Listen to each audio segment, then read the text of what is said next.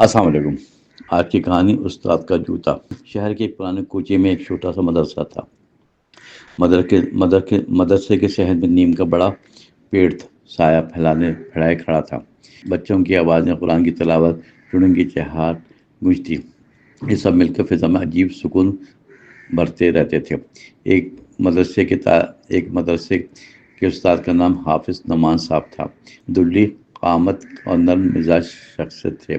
ان کی آنکھوں میں ہمیشہ اطمینان سا جھلکتا تھا۔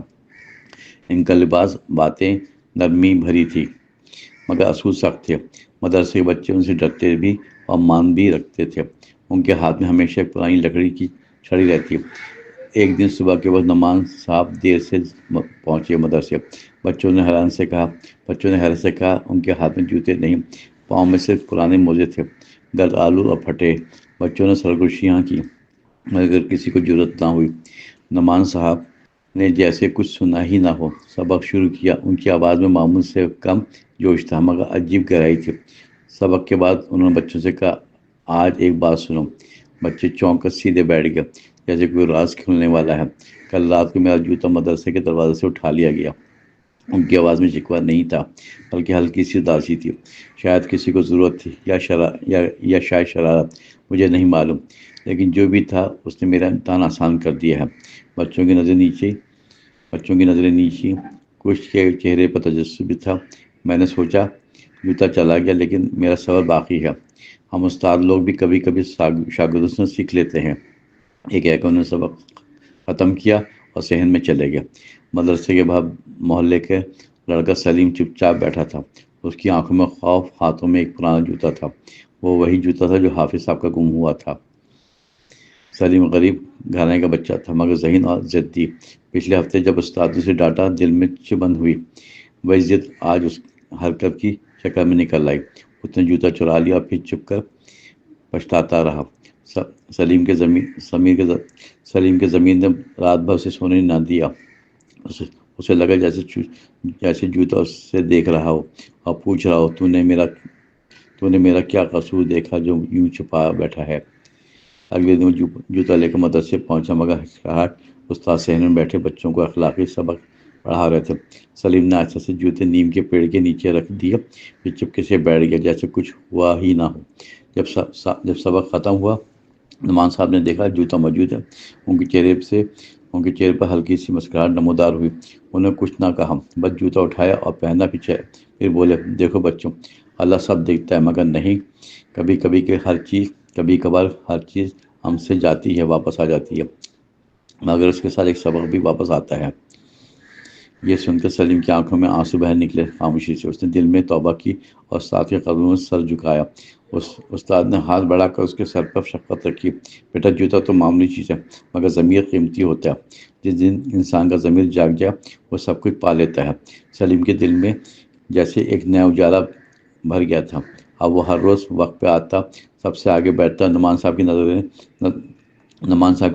نگاہ میں وہ نیا انسان بن چکا تھا۔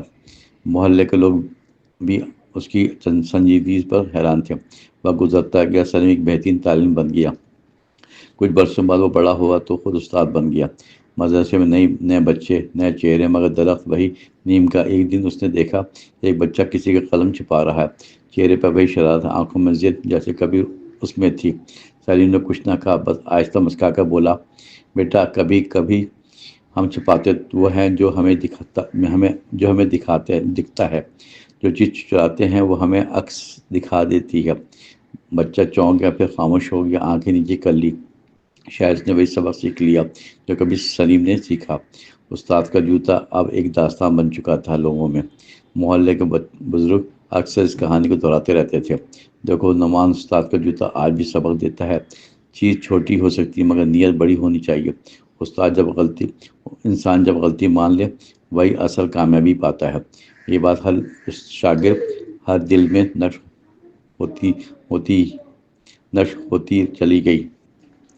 مدرسے کی دیوار پر کسی نے لکھ دیا، سچ دل میں ہو تو روشنی رہتی ہے۔ اس کے نیچے ایک پرانا ٹوٹا ہوا جوتا لٹکا دیا گیا۔